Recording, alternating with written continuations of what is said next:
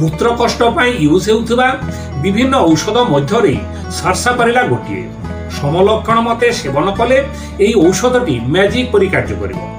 तेबे की प्रकार लक्षण थिले सारसापारिला औषधटी सेवन करिवे आसंतु जानिबा। सर्वप्रथम जानतु जे सारसापारिला रोगीर रक्त संचालन रे समस्या हुए, तेणु शरीर पाद और मुहरे फुला फुला भाव देखा जाए। आंगुठी द्वारा चापी देले सेठारे गात सृष्टि हुए।